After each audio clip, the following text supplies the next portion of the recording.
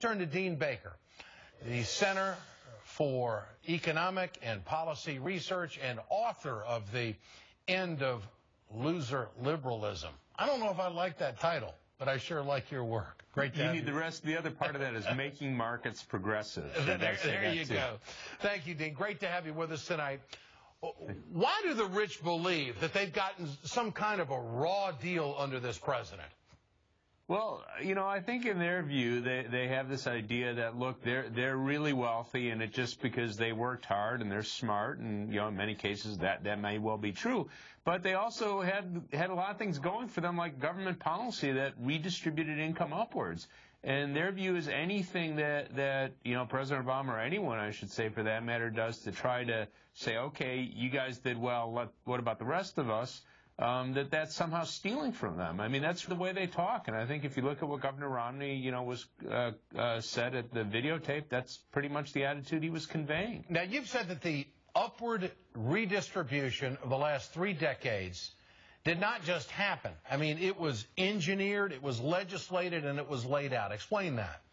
Well, there's a whole set of policies, many of which, you know, you and your listeners are quite familiar with. Trade is a very visible one. We've had trade policies that were quite explicitly designed to put U.S. manufacturing workers in direct competition with the lowest paid workers anywhere in the world. And the predicted and actual result of that is to drive down the wages of U.S. manufacturing workers. That's not a surprise, and that's what we've seen. We've lost millions of jobs in manufacturing. We've had anti-union legislation, anti-union practices. You know, we just had the Chicago teachers strike, which seems to have been settled on reasonably good terms. We don't know all the details yet. But you might recall, Rahm Emanuel was prepared to go to court. He wanted to have striking teachers thrown in jail if they didn't go back to work. I mean, these are the sorts of policies. I'm going to give you a long, long list. That's what my book's about. But, you know, there's a whole set of policies I could point to over the last 3 decades.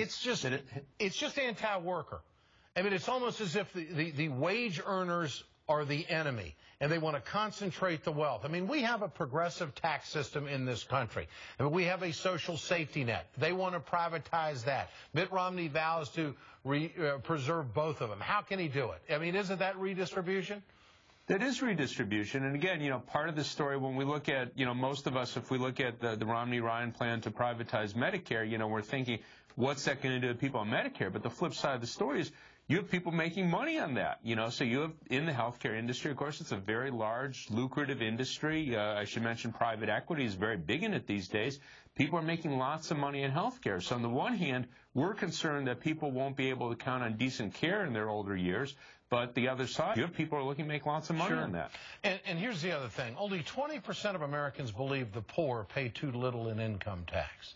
Why does the Romney campaign, you think, believe that casting them as a bunch of freeloaders and takers is a good strategy?